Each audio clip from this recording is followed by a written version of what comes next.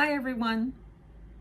I'm so pleased to be with you here today to talk about nutrition impact on neuroinflammation, or more simply, nutrition and brain health.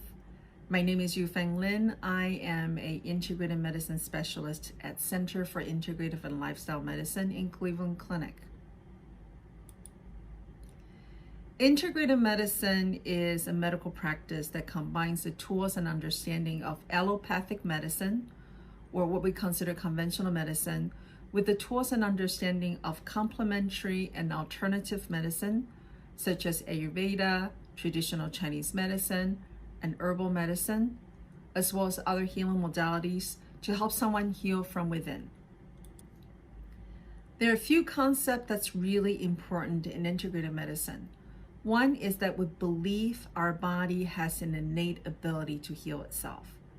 Think about it. Our body's healing all the time from injuries, trauma, accidents, infections. It can heal from surgeries, from heart attack, and from stroke. Our body can heal itself. If there is a disease process because there's something that's driving the body beyond its ability to fully heal, then our goal is to help somebody identify that trigger, remove that trigger if it's all possible, and support the body's innate healing process. The other concept that's very important is that we believe everything is connected. We're here talking about brain health today, but you can't talk about brain health without talking about gut health and the rest of the body. So again, remember what we're talking about today is only a small piece of the puzzle, but it's a very important piece of the puzzle. So let's look at Parkinson's disease. The clinical presentation of bradykinesia, which is slow movement, resting tremor, tremor at rest, rigidity or stiffness, and postural instability, that imbalance of the core, is the presentation of Parkinson's disease. Now, there are other conditions that mimic Parkinson's disease, and we're not talking about those today. However, you can use today's conversation to also help those conditions. If we talk about the morphology, what causes Parkinson's disease, it is described as a chronic, progressive degeneration and loss of the dopaminergic neurons in the brain. This is an idiopathic condition, which means we don't know why it happens. But if we tease this out further, we see that there are a few components to this. One, this is a process that specifically injures dopaminergic neurons, nerve cells that produce dopamines. We don't know why that happens. And we can't really specifically remove what we don't know, but maybe there's something we can do about this chronic progressive degeneration process. So what does that sound like? Chronic inflammation, right? Sounds like something's driving chronic inflammation. So maybe a really good question to ask here then would be, what's causing chronic inflammation in this person? Everybody's different, so we're talking about generalities today. But what causes chronic inflammation for a lot of people is something called leaky gut syndrome. Some of you may have heard of leaky gut syndrome before. Leaky gut syndrome, some people may think it's not a real diagnosis, and it's totally understandable, because when people started talking about leaky gut syndrome back in 1970s, there was simply not a lot of data behind it. In fact, when I did a search on leaky gut syndrome as recent as 3 weeks ago, all I got were about 115 articles. It is interesting, though, to see that the first article here is titled Leaky Gut, Leaky Brain. And we'll come back to that. When I changed the search term to intestinal permeability, though, all of a sudden I got close to 17,000 articles. Now I want you to really think about this. Gut is intestine. Permeability is leakiness. So is there a difference between leaky gut and intestinal permeability? Or are we just using different terms to describe the same condition? We're not recognizing intestinal health is very important for our overall health, and it all hinges on intestinal permeability, which is now felt to be a new target for disease prevention and treatment. So let's look at the gastrointestinal tract for a second. When we spread out the gastrointestinal lining from mouth to anus, flatten it out completely, it's about the size of tennis court to double tennis court. So think about how big that is. That surface area is bigger than the surface area of the skin, and it's bigger than the surface area of the lung. Given how big it is, it's not surprising that one of its primary function is actually protection, protecting us from the rest of the world. To support that function, 80% of our immune system is actually in the gut lining. Of course, our gut also functions for us digestion, digest the food that we eat, absorb the nutrients that we eat, as well as eliminate waste products. On top of this gut lining, there's also this layer of gut bacteria called gut microbiome. Now, we have approximately 100 trillion bacteria in our body. They outnumber us 10 to 1 in terms of numbers, 200 to 1 in terms of genetic materials. They are not separate of our body. In fact, they're very important for gut health because when they're functioning well, when they're balanced, that actually help protect the gut lining, help digest fibers, complex carbohydrates for us. They also help produce vitamins. They also help our metabolism, our immune system, and our brain health. However, when the gut bacteria is off balanced, called dysbiosis, that's associated with autism, allergies, liver disease, obesity, fibromyalgia, brain inflammation, atherosclerosis, pancreatitis, and diabetes. It drives chronic inflammation in the body. Let's look at the digestion a little bit further. When we eat food, food is first digested in the mouth through chewing, release of saliva. As the food enters the stomach, it's broken down by the stomach acid and through the grinding action of the stomach. Then as the food enters the first part of the small intestine, it receives bile acid from the gallbladder to help digest fat, and then the enzymes from pancreas to help digest fat, protein, and carbohydrates. As the food moves further into the small intestine, it's further digested by the bacteria in the gut lining, and then it's digested by the gut lining itself, and then it finally gets absorbed into the bloodstream. Now, when we look at the gut lining is only one cell layer thick. Each cells are zipped together by tight junction proteins, which I literally think of them as zippers. What if that zipper become loose? As it become loose, there's a gap between cells, and that gap allows intestinal content to enter into the bloodstream. This is why this is called leaky gut syndrome or increased intestinal permeability. What can leak across are bits and pieces of the bacteria and bits and pieces of the food that we're eating. Our body is really smart, recognizes those food content and those bacteria contents do not belong in the bloodstream, so our body will try to clean it up by triggering an immune response. White blood comes in to try to clean it up. It looks like it's fighting off an infection. And in fact, this is happening periodically in our body. When it happens, very rarely or occasionally, our body can heal itself and it may be completely undetectable. You may have no symptoms. However, if this persists, some people may notice belly pain, bloating, nausea, constipation, diarrhea, irritability. They may notice gassiness. They may just not feel well, a general discomfort in the abdomen. And because our body's connected, the gut is connected to the rest of the body through cardiovasculature, this immune response, inflammation can trigger immune response and inflammation elsewhere. It can trigger inflammation on the skin, causing eczema, psoriasis, dry skin. It can trigger joint pain, increased pain in the body as a whole, fibromyalgia, causes irritability and anxiety. Disruptive intestinal barrier is associated with increased anxiety, cognitive dysfunction, depression, and impaired social function. Remember that article I mentioned earlier, Leaky Gut, Leaky Brain? Our brain is so important.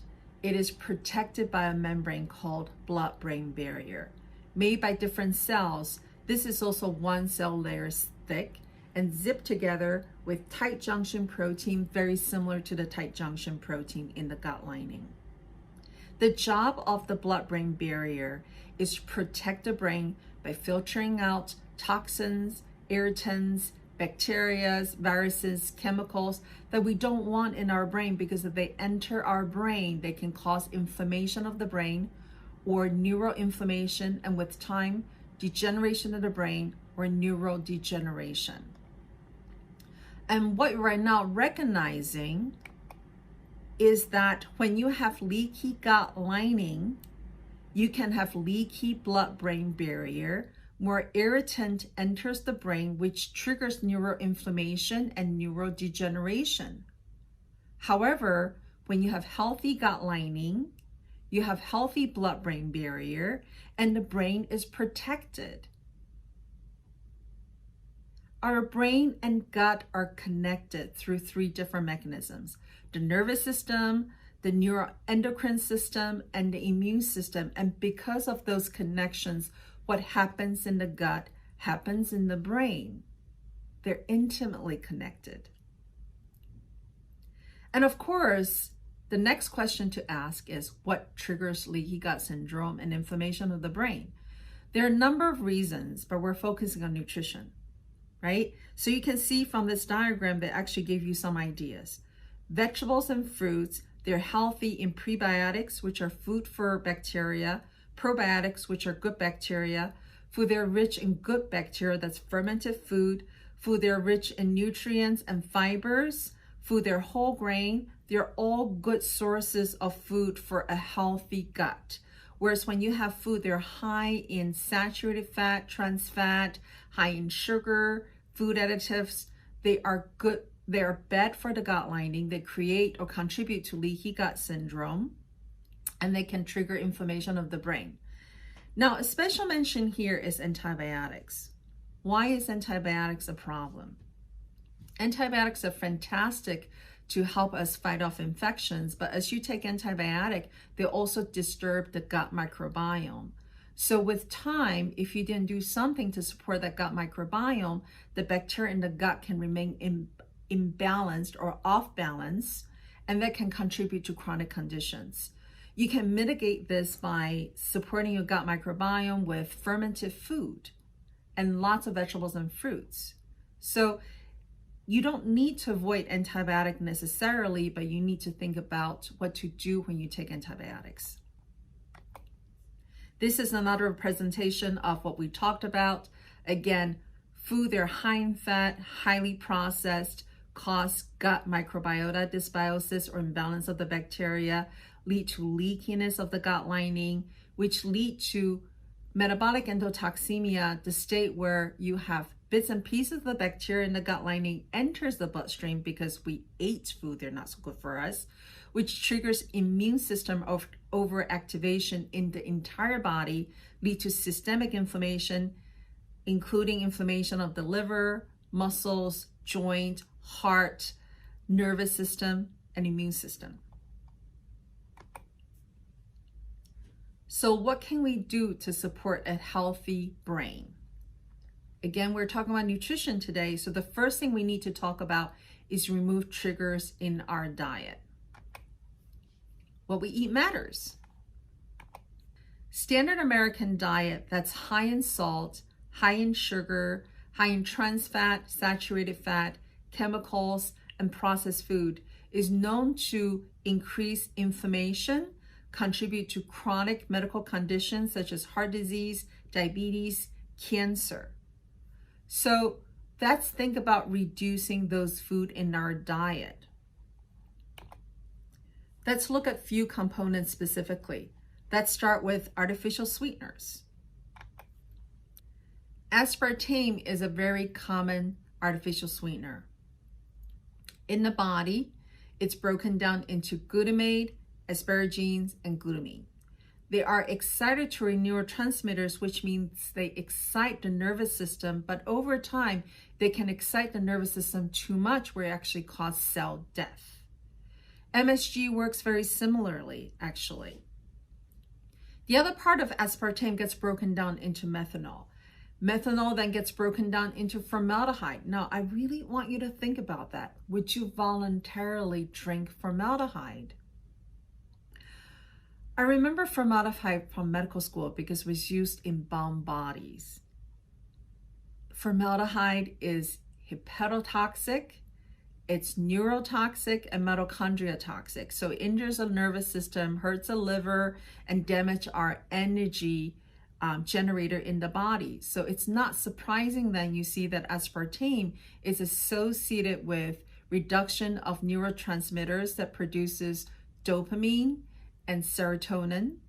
It's associated with increased anxiety, irritability, depression.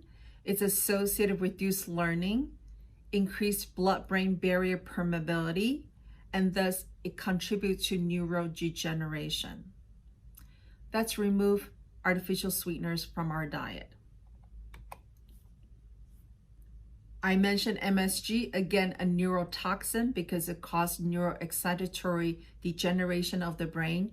It's in fact associated with increased beta amyloid deposits in the brain, which is pathognomonic for Alzheimer's disease. And MSG is in a lot of food, even those food that says no added MSG in the label because it can be masked under the label of natural flavoring. Food coloring also is associated with increased intestinal permeability, increased food sensitivity, hypersensitivity, hyperreactivity, ADHD. It's liver toxic and can be mitochondrial toxic as well. So as we think about the food that can create inflammation, really we're talking about a group of food called ultra-processed food. The definition of ultra-processed food are those food that have multi-ingredient industrial formulations, which include packaged foods such as cookies, snacks, candy, ice creams, etc., as well as sweetened beverages with either natural or artificial sweeteners. Ultra-processed food have been shown to correlate with increased risk of obesity, diabetes, heart disease, and all-cause mortality. So let's remove those food from our diet. In addition to remove triggers from our diet, we also want to support the healing process by bringing in nutrient-dense food into our diet. The dietary pattern that has most data behind it to support reducing inflammation and general health, general well-being is Mediterranean diet. Mediterranean diet is a dietary pattern that's really rich in whole food. Lots of vegetables, some fruits, healthy fat, and healthy protein. And the foundation of this is really a plant-based diet. Lots of vegetables again, some fruits, nuts and seeds, beans, whole grain, and mushrooms. These foods provide vitamins and minerals that are critical for our well-being. Vitamins like vitamin A, vitamin B, C, D, E, and K, minerals like iron, calcium, magnesium, zinc, and copper. They are important for our general health through supporting our metabolism, energy system, nerve function, nerve regeneration, support our immune system, support bone health, support regeneration of our cells, our genetic materials. So they're really critical for our well-being. However, not everybody's getting enough.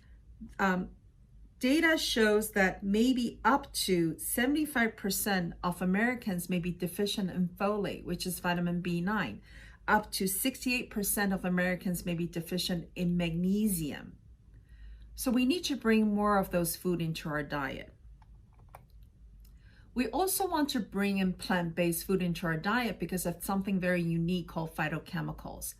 Phytochemicals are chemicals that are produced by plants in order to support their survival in natural world. But those also support us as well. So for instance, polyphenols are chemicals that give the plant those luscious colors, the red, the yellows, the purples, and the greens. They are antioxidants. They have anti-inflammatory properties that support detox, support the nerve regeneration.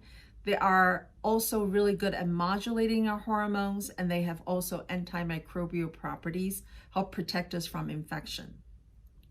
Carotenoids are chemicals that are found in plants that are of red color, yellow color, and orange color, and they are anti-inflammatory as antimicrobial. Sulforaphane are from food like cruciferous vegetables, broccoli, Brussels, cabbages. They are well studied for their anti-inflammatory, antioxidant function. They are known to be neuroprotective and they support detoxification. One of the teachers that I've learned from recommend everybody should eat 1 cup of broccoli a day. So a healthy diet starts with lots of vegetables and fruits. 4 to 5 servings of vegetables a day and 2 to 3 servings of fruits a day. So let's look at the other nutrients. If we look at the brain composition, brain is made up 77% by water. So having enough water in our diet, it's very important. Recommendation is about 6 to 8 cups of water, more or less, depending on your activities. The other part of the brain are the organic component, which is 35% protein, 48% fat. There's also some carbohydrates and insoluble organic substances like salt. If the brain is 35% protein, we also need to bring in healthy protein to help support the brain function. We tend to think protein from animal sources like eggs, fish, and meat, and that's absolutely okay. Although ideally we want to think about clean source of animal protein, pasture-raised, organic, if it's possible. If it's not possible, it's okay, but make sure you prepare them healthily. Don't overcook them with frying. Don't over-process them with salts or chemically additives. Don't forget that you can get protein from plant sources like beans, peas, and nuts and seeds. Brain is also organically 48% fat, so we need to bring in healthy fat. We want to get about 5 to 7 servings of fat a day. 1 serving is about 5 grams of fat. Now, the sources of fat can be olive oil or oil in general, butters. It can be from avocados. It can be from fish, from meat. What we really like people to focus on is monounsaturated and polyunsaturated fat. So food that are rich in omega-3, omega-6, and omega-9s. So you see this slide here is an excellent representation of food that have high omega-3s, which are known to really support inflammation process by reducing inflammation. So salmon, sardines, shellfish, olive oil, nuts and seeds, again, excellent source of omega-3. There are even some omega-3 in spinach, although I wouldn't rely on it as your primary source of omega-3. The dose is quite low. So as we wrap up the conversation on nutrition and brain health, I hope next time when you eat, your plate look like this. Half your plate filled with colorful vegetables, a quarter of your plate filled with healthy fat and healthy protein, and a quarter of your plate filled with complex carbohydrates like whole grains, nuts, and seeds. Outside of the plate, remember, you want about 2 to 3 servings of fruits and 6 to 8 cups of water a day. Don't forget to cook with spices. They're rich in antioxidants, they're potent anti-inflammatories, antimicrobials, particularly things that you already probably have in your cupboard: rosemary, oregano, thyme, clove, garlic, and ginger. Cook with those. Not only they add to the flavor of the food, but they also support your body's overall process. Finally, don't forget fermented food. Remember, we want to have a healthy gut bacteria, so fermented food like sauerkraut, kefir, kombucha, miso, and kimchi, they have good bacteria which can support a healthy gut microbiome. Bring them into your diet. We talked a lot today about nutrition and brain health. How when we eat food that are pro-inflammatory, it can contribute to leaky gut syndrome and that can cause brain degeneration. But I want to remind you there are other triggers that can contribute to chronic inflammation. So of course, the food that we talked about, highly processed, chemically, artificial, sugary, but also chronic sleep deprivation is a very common trigger of inflammation, in particular, inflammation of the brain. Our body heals when we're sleeping at night. When you're not sleeping, you're not healing. Chronic stress, sedentary lifestyle, and loneliness are also other triggers for chronic inflammation. So for a healthy brain and healthy body, of course, we want to bring in healthy diet.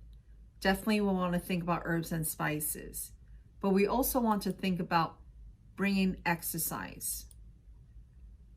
We didn't talk about medicine so much today, but I also want to think about judicious use of medication.